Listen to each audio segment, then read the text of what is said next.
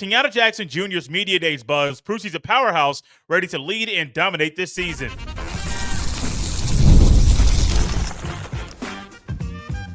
You are Locked On Buckeyes, your daily podcast on the Ohio State Buckeyes. Part of the Locked On Podcast Network, your team every day.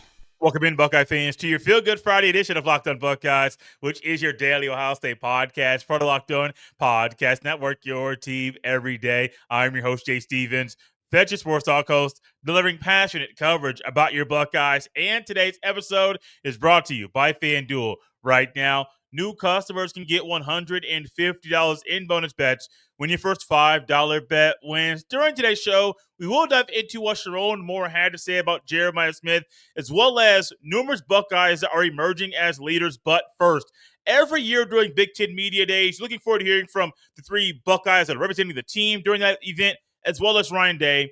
But you're also curious what other players are going to be mentioned while they're being praised for how they've been working in the summer and how they are preparing for the upcoming season.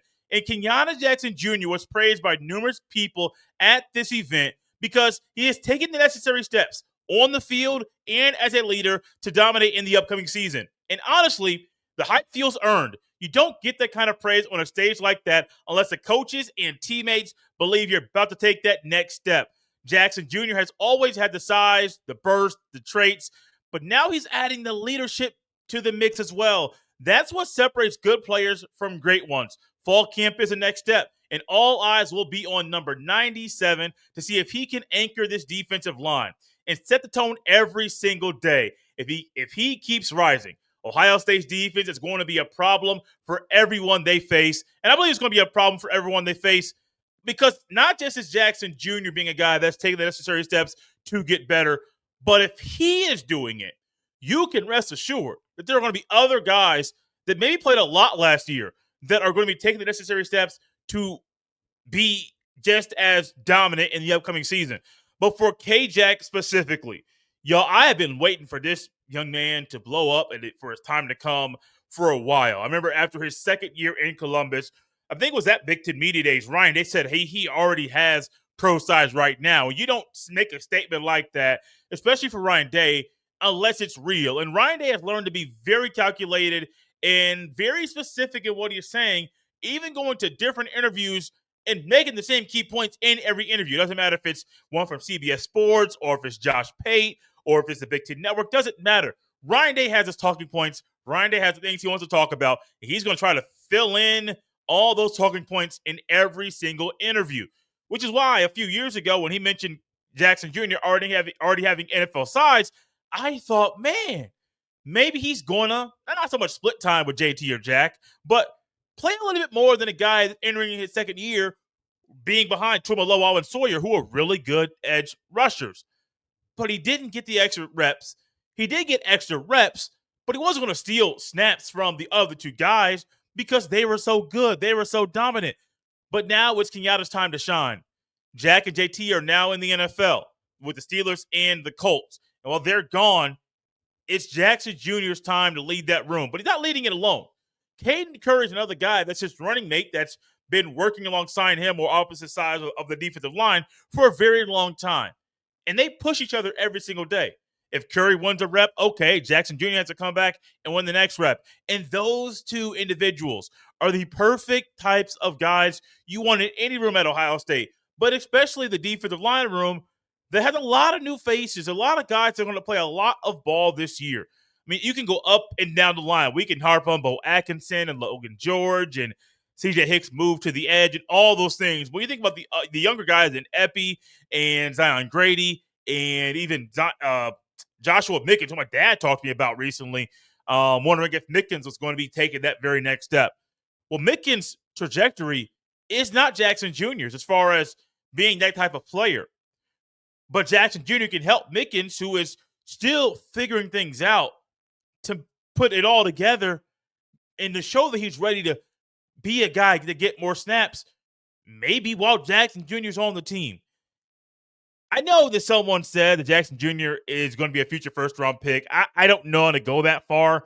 Even with CJ Hicks and others, guys that might have the ability to be an NFL draft pick, I think there's a more opportunity for Jackson Jr., who has 2 more years left to play football at Ohio State, than Hicks, who's entering his last year in Columbus, along with playing a whole new position.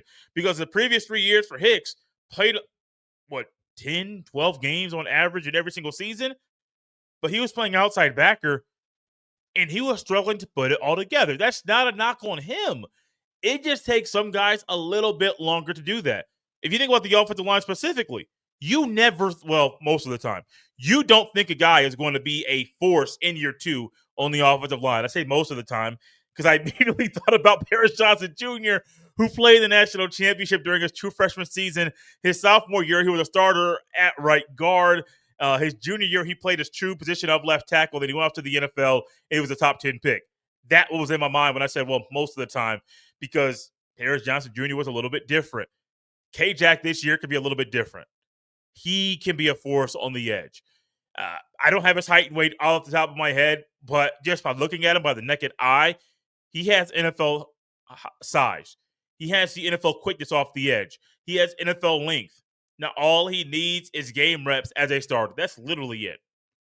Now, in a backup role last year, was it hard to decide or to depict what he'd be as a full-time starter? Maybe, because you as a starter and you as a backup, that is 2 different roles. He was fully bought into the role last year, and I believe he's fully bought into this year, but it's different. I mean, it's easy to discuss it now, but we hear a lot of NBA players, even more so NBA than the NFL, because if you're started in the NFL, you're not just going to come off the bench for a couple games. It's just not going to happen. But in the NBA, as guys get older in their careers, they have to go to the bench and become a 6th man or be the 7th or 8th man off the bench. And what do you find? Your role is completely different. J.R. Smith, I'm going back once again. I think it's 2 days in a row. I'm kind of showing my age. J.R. Smith won 6th man of the year. And at that time in his career, J.R. Smith was better off the bench than as a starter. Come off the bench, be that spark plug, provide that energy, bring that burst, and then go back to the bench. Where if you're a starter, you are setting the pace for the game. You're not coming in with your own pace. You're setting the pace for the game. You're orchestrating what is needed to be sustainable for your team to win. Or you can turn the tide at the beginning of the game to control the pace and the momentum and to do the things you need to do to have the upper hand. I mentioned J.R. Smith on purpose because in this conversation with Kenyatta Jackson Jr. being primarily a backup for numerous years to being a starter, I think it's going to be a phenomenal starter. But that transition from being a backup to being a starter is completely different. When you're coming in on 2nd or 3rd down, you're fresh, you have a few plays, then you're going to be off for a little bit. You can throw all your energy out there. You can go out there, go as hard as you need to go with the relentless abandon and pursuit of the ball every time you're out there. Now, you have to be able to go with that same energy and the same urgency when you're a starter, but your snaps are being doubled or tripled. So the amount of energy you were able to expend early on, you might not want to do that because you might be gassed halfway through the 2nd quarter.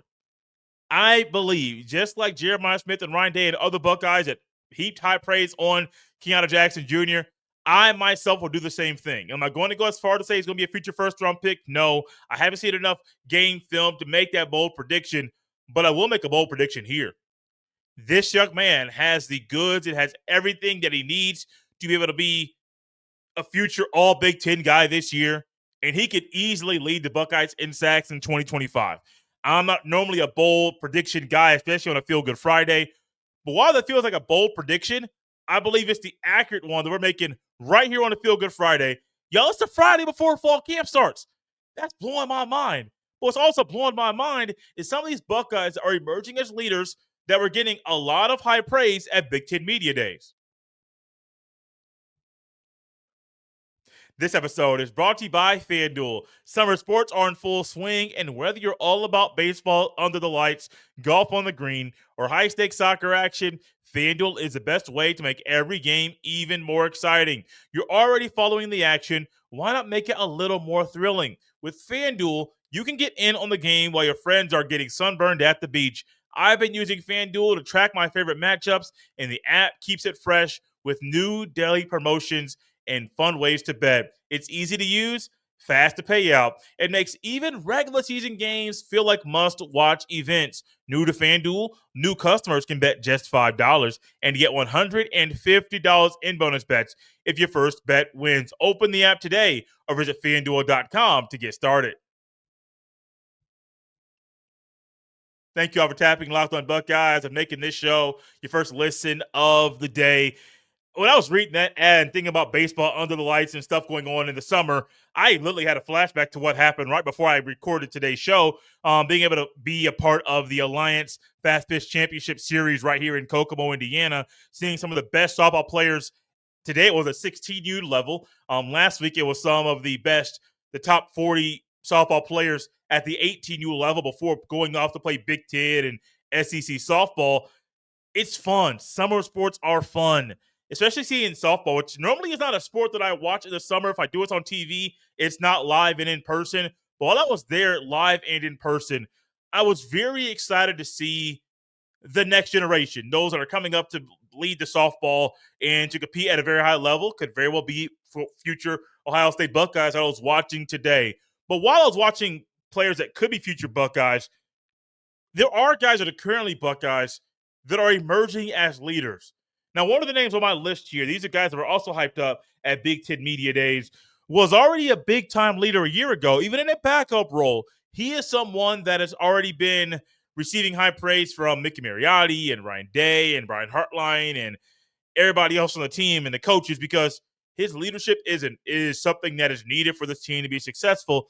You might be able to guess who I'm talking about. His name is Brandon Innis, the fireball man. Someone called him a bulldog, a guy that he's not the Emeka Buka skill set or type. Okay, similar skill set. I'm not saying he's the elite receiver that Abuka was when he left Columbus, Ohio, but Brandon Innis is a dog, man. An absolute dog on the field.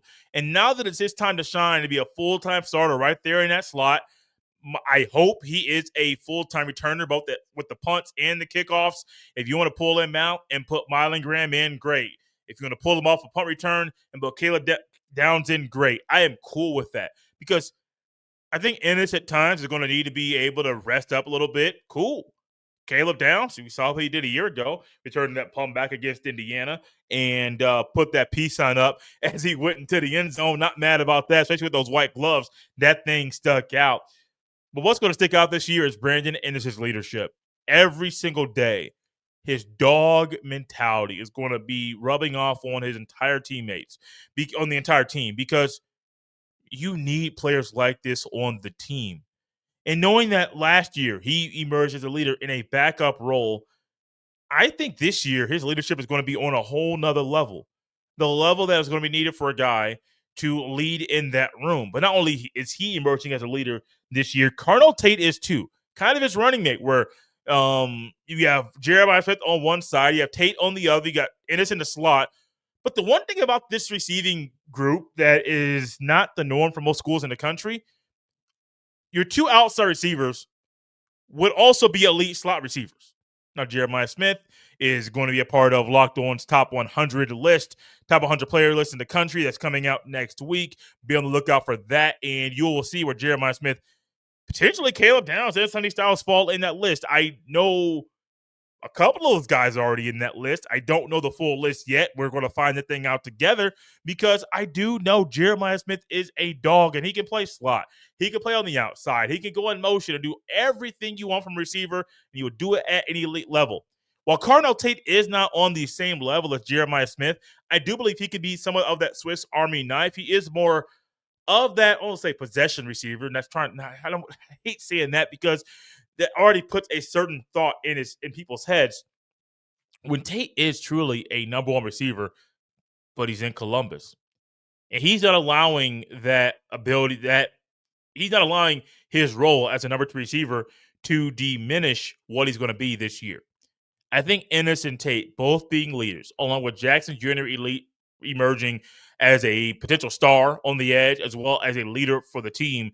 I think, though, that trio of players, by the middle, they're going to be guys that by the middle of the season, we're going to be looking back and saying, wow, they were patient about waiting their turn. They didn't try to roll a little bit too hard or a little bit too fast or force things a little bit. No, they just waited their turn. And when it's their turn to shine, we're going to see them on Front Street going off every single week. There are a couple more guys that were emerging as leaders, and I think both of these guys together are going to help create a force on the offensive line. One of them was already an Iron Buckeye. Another one had his own ups and downs in his own Buckeye career. We're going to go the older guy first, and then get the Iron Buckeye second. I may be giving away the two names I'm talking about, but that's okay. We're everydayers. We talk every day. And if that happens, you guys just know how to read my mind. Carson Hinzman is once again taking another step. Seth McLaughlin was very instrumental in Carson Hinzman's growth a year ago because there were growing pains for Hinzman where he thought he was going to be the starting center in this past season, and then McLaughlin transferred, and it was McLaughlin's job, and that could derail anybody's progress or anybody's mentals when you think you're going to start, and then you find out, you got to wait another year to start. That's tough, man. That is very, very tough when you go from being a starter to not starting, then starting again in about a year and a half time. That's a tough jump. That's tough to swallow. Well, it's a tough pill to swallow. I think Carson Hinzman learned a lot a year ago while he wasn't starting, while he wasn't playing consistently, and it's helping him right now because you need your center to not only to be the quarterback of the offensive line, but to be able to stay poised and calm, cool, and collected in adverse environments and in tough situations. Not on maybe it's not on the road in Iowa. I don't know why it took me so long to think about that. Or on the road in Washington. Maybe it's you're at home. It is 3rd and 8. You're down 5. You need this first down because there are 2 minutes left in the game. And if you don't get this first down, the other team is just going to kneel the ball and win. And when you need someone up front to know this situation, how to handle said situation, and to keep his mind right, Hinzman can do just that. And him emerging as a leader is going to be pivotal. I don't know how many captains Ohio State's going to have. Maybe next week before fall camp starts, we'll predict the captains for Ohio State's team. I think we already know 3. They were the guys representing the Buckeyes at Big Ten Media Days in Jeremiah Smith, Caleb Downs, and Sonny Styles. I think of that trio, we also know that one of those 3 is going to wear the block O. That is, well, you guessed it, Sonny Styles. Hasn't been announced yet. That's just been the guess for quite a while. I think Hinzman would be a captain. I think Innis would be a captain. That's 5. Do you want to put Tate or would you want to put Austin Saraville? Because to me, on the offensive line, think about a guy like Hinzman who can play multiple positions, where Hinzman can play center or left guard. And left guard might be his best position, but you're not going to move Luke Montgomery from left guard to center to put Hinzman from center to left guard. I think the stability that Hinzman provides for the O-line and his track record of playing that position for multiple years, I think that's why you're going to keep him at center. But on the right side of the offensive line, there's a guy named Austin Saraville. He can be your starting right guard, your starting right tackle, your starting left guard, or your starting left tackle. Now, he's not going to be the starter on the left side because that's held down by Ethan Ananwa and Luke Montgomery. But on that right side, let's say Tegra in fall camp isn't up to par. If Phillip Daniels takes the necessary steps to start at right tackle, you can move Austin Saraville, bump him down to left guard one spot, and you're going to be comfortable. To right guard. He's currently, in my mind, the starting right tackle. Tegra is the starting right guard. I still don't know if Tegra's in the right spot, in the right position. I still think I wonder if he got more flexible because it's not only so much the force that he needs to play with and to have a dog mentality. I don't know if he is the most flexible player, and I think that might hurt him when he is playing football at right guard. But if he's not getting the job done, you can just do what you did last year during the playoff. Put Austin Saraville in at that spot because he's an Iron Buckeye. He was once this offseason. I wouldn't be shocked if he was an Iron Buckeye once again because Austin Saraville is the Swiss Army knife, and he's really playing himself into being a future NFL draft pick. Among these guys, I believe all of them will be drafted. Assuming they take the jumps that are necessary in this upcoming season, Jackson Jr., Tate, Innis, Hinzman, and Saraville. I'm not going to say all will be drafted this year because I don't think all of them will come out at the end of the 2025 season. If they do, great. But if not, I still think down the road they will be drafted in the 2027 season. There's one guy who will also be drafted potentially in the 2027 NFL draft. I think 26 season before 27 draft. We got it. But Jeremiah Smith is a guy who will be potentially getting drafted in the 2027 NFL draft because I don't see him playing in Ohio State for more than 3 years. And this young man just received some high praise from the head coach of the Michigan Wolverines. This episode is brought to you by Epicor. Every team knows the value of hard work, of taking pride in what you build, and practicing every detail to get the best results. But no one player, no matter how amazing, can do it all alone.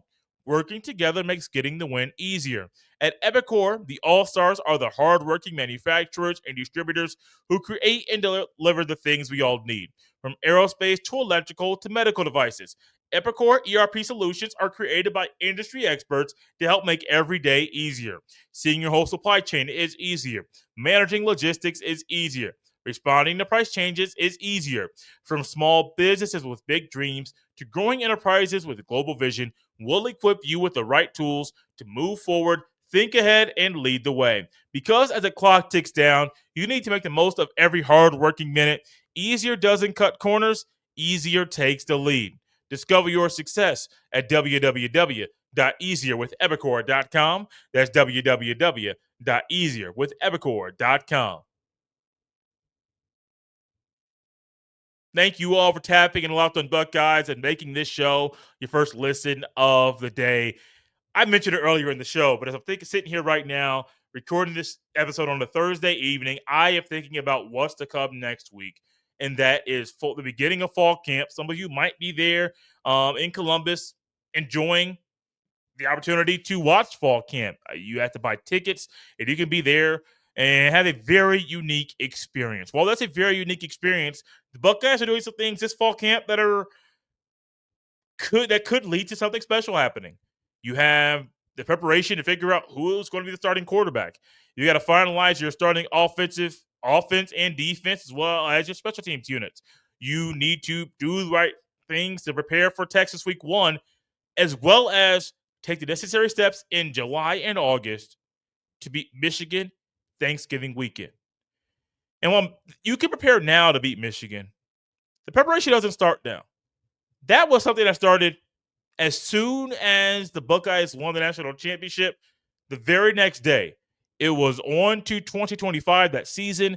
Ryan Day had to hit the recruiting trail very, very hard, but also had to put in the necessary work to beat Michigan this year.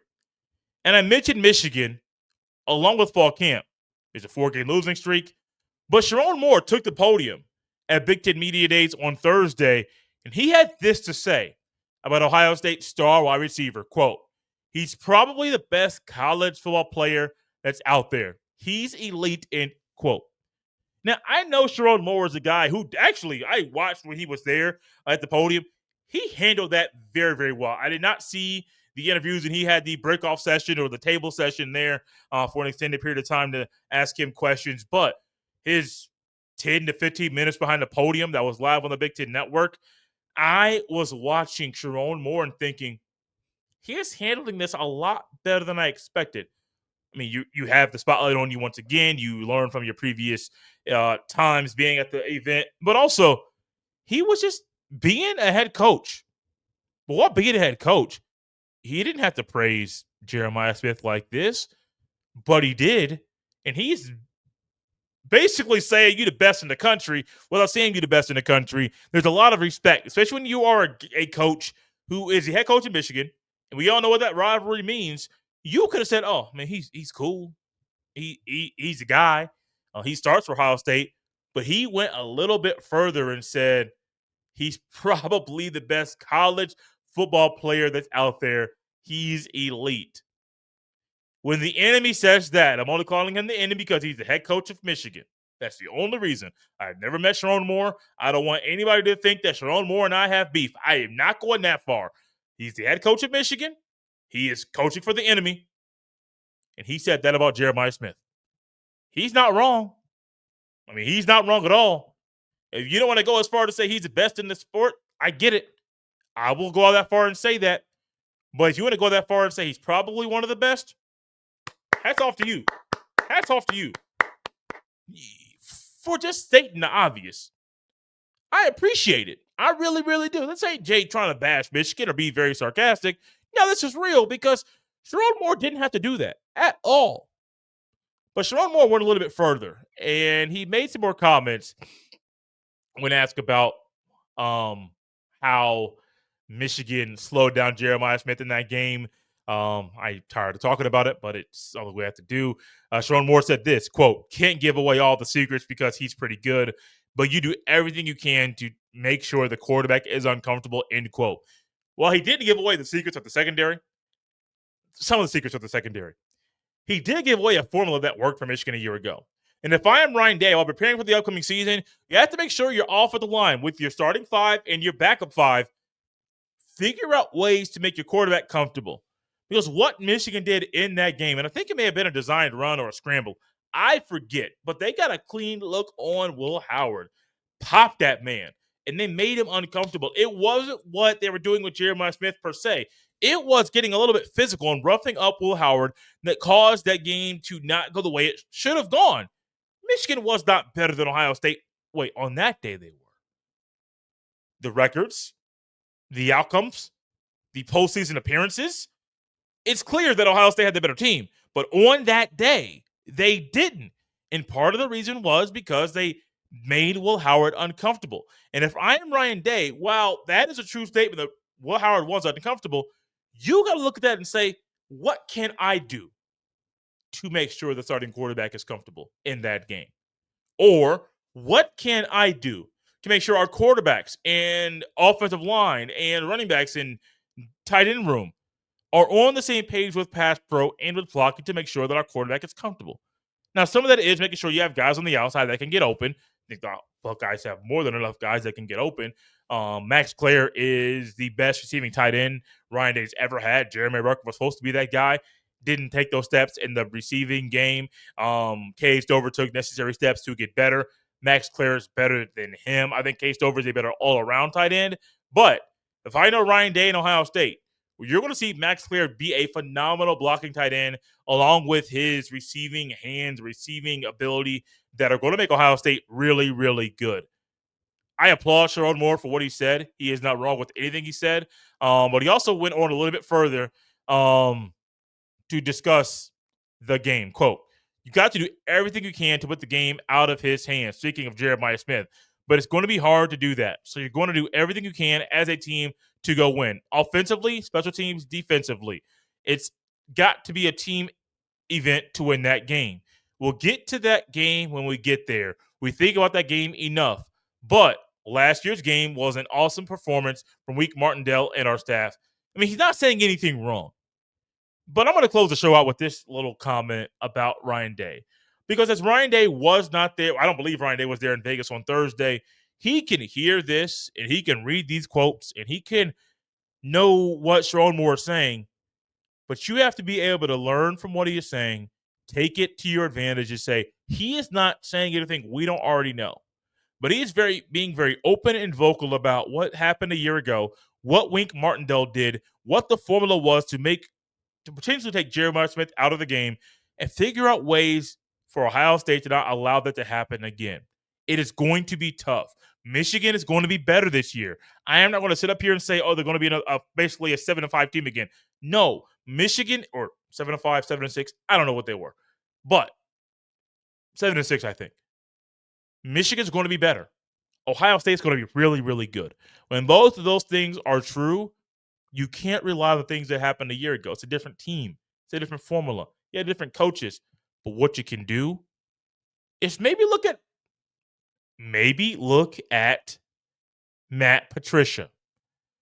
Because I learned one thing from Deion Sanders. Deion Sanders said he's a defensive guy. So his offenses were always really, really good. I wouldn't say that's always true. But when you are a defensive person, you can help the offense in some very serious situations and adverse moments because you know what you would do. And you know how to overcome what you would do. So for Ryan Day in the fall.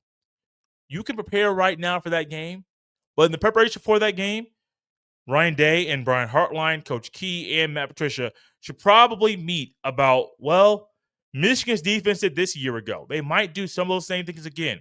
How can we overcome that obstacle? And allow Matt Patricia to lead the meeting and say, well, here's what I would do based off the things that Michigan has done, and this is what you could expect it to do. You find ways to overcome that, and you will win the game. Thank y'all for tapping the Locked On Buckeyes and making this show your first listen of the day. For your second listen, make sure you check out Locked On College Football with my guy, Spencer McLaughlin. He was there, boots on the ground there in Vegas for Big Ten Football Media Days. He also made some very specific, bold predictions about Ohio State and Penn State. Go to Locked On College Football. Check that out. And Spencer will also have you covered with everything going on in this great sport. You can find Locked On College Football and Locked On Buckeyes right there on the YouTube or wherever you listen to podcasts. You can follow me on any social media platform at jstevens07. Send every email to jstevens317@gmail.com. This has been Locked On Buckeyes on a Friday. We'll see you next time.